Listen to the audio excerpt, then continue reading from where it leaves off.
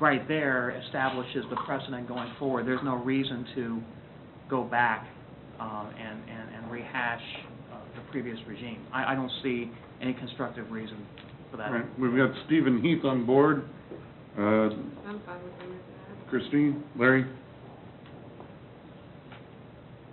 I think I would defer to our attorney. If he thinks it's in there, it should be in there. He knows the laws better than we do, so let's trust him. All right. Actually, with Christie, but Tori, would you like to weigh in? I'm good with the deletion of that first sentence. Okay.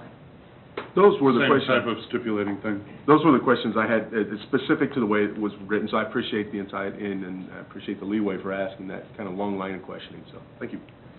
I have a specific question about this, and it's just one, but I think that Eric made a very, very clear point. Yes. Eric made a very clear statement, and I want to get a response on this. In the old ordinance, 2296, there is a provision, Section 4, Part J, talks about the use of utility funds. In other words, it's basically setting up a wall separation between utility revenues and other revenues coming into the city via ad valorem, property, or sales tax revenue. That's going to be going into the general fund dispensed for city purposes, for the purposes of managing the city.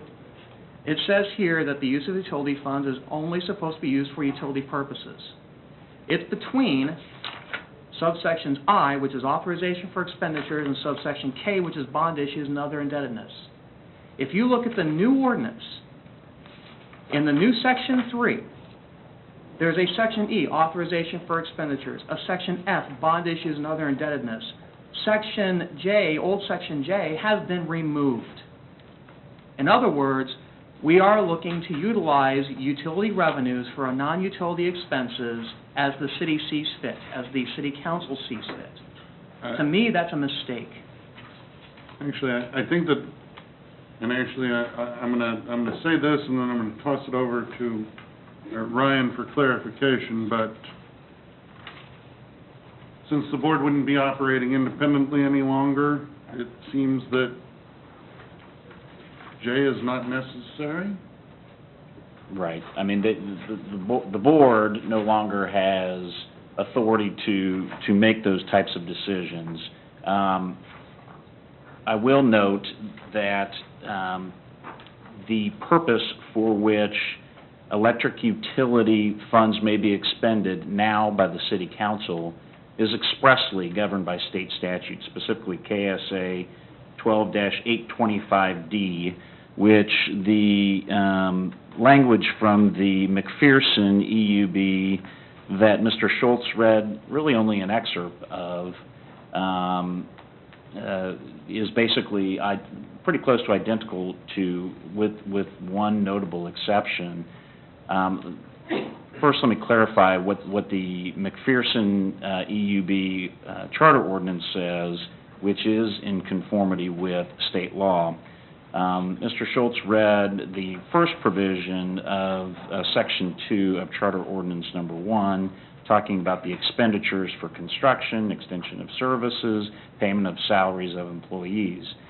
That charter ordinance then goes on to say, and at any time that there may be a surplus of such fund, it shall, if needed to redeem bonds, be quarterly placed in a sinking fund, which shall only be used for the purpose of redeeming bonds that may have been issued for acquiring, renewing, or extending the plant or distribution system, or making renewals or extensions thereto, provided that when any surplus of either the operating fund or sinking fund is needed for any of the above stated purposes, said surpluses in whole or in part, A, may be transferred and merged into the city general revenue fund or any other fund or funds of such city. That language comes directly from and that's the language in the McPherson EUB charter ordinance. So the McPherson EUB ordinance specifically contemplates the transfer of funds, such as done with your pilot fund or your pilot payment, to the city general fund or other funds of the city as are deemed appropriate.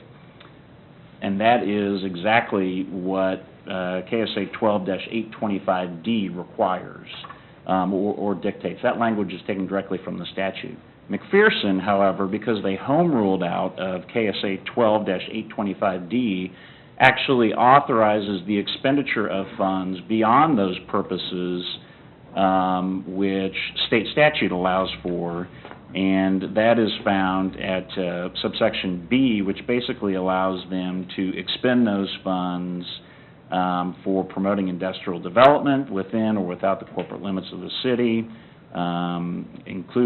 encouraging new businesses and the location of industry within the city of McPherson, expansion of existing development for the purpose of promoting the sale, use, and consumption of water, fuel, power, or light furnished from the waterworks, fuel, power, or lighting plant or distribution system of the city.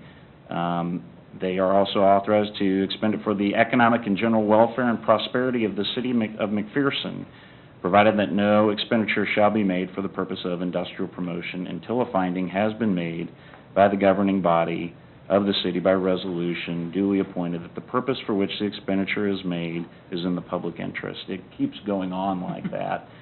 So there are numerous uses under the McPherson ordinance which allow the city of McPherson to actually go beyond the uses that are authorized by state statute. The city of Gardner will be restricted by state statute to actually expend those funds in a much narrower way than the McPherson EUB charter ordinance allows. And again, that statute is KSA 12-825D. And Ryan, just to clarify, because I think this whole issue of reserve funds and what's out there and what's going to happen to them seems to be at the forefront of at least the feedback that I've received.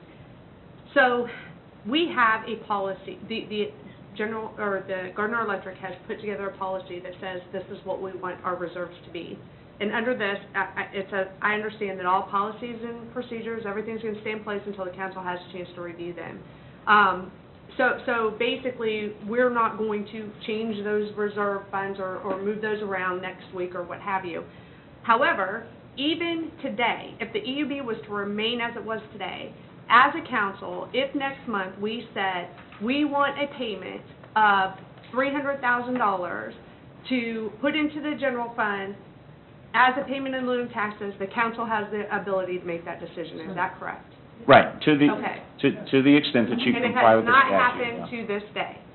The only time that has ever even come forward since the EUB has been in existence since 2008 is when the EUB recommended that $100,000 be given to the general fund to subsidize some employee raises. In that time, the council turned it down. So we're not changing what the capabilities are today. I mean, the capabilities are there. It's just how they're utilized, and they haven't been utilized. Well, the pilot isn't even mentioned anymore in the new ordinance. Because it Well, that's doesn't need because to it's be, not because independent. it's governed by statute. That is, well, the thing is, even section J, that I'm reading right here, doesn't make any mention of the board. It says here, and I will read it word for word, subject to existing agreements in place prior to the packages of this ordinance, any electric utility revenue shall be directed to the provision of electric utility services, unless the transfer of revenues constitutes a payment of a traditional franchise tax or payment in lieu of taxes. The city council shall establish payments on an annual basis as a part of the city's annual budget process. Any shared utility city funds or services shall be accounted for directly and explicitly. There is no mention of the EUB in this section. Why was it removed? Actually, because the EUB is, number one, wouldn't be considered an independent board any longer. Number two, it would be governed by Kansas statute. But we set the pilot. It wouldn't be set by the... We're not gonna have, there wouldn't be a pilot. anymore. Why would there not be a pilot? Because they're an advisory board, there's no reason to take a payment in lieu of taxes. Kansas statute will supersede and govern that. So what Kansas statute basically says is it basically takes away the ability for us to do this. It says you can only use, what everybody is complaining about, it says you can only use these funds to support the utility. Does it state that in Kansas statute? It does state that. It's at 12... 12-825. 825D, yeah, right. So You have to use it for the, it's really the first part of what I read from the. Correct, and I've got 12825 derail correct here.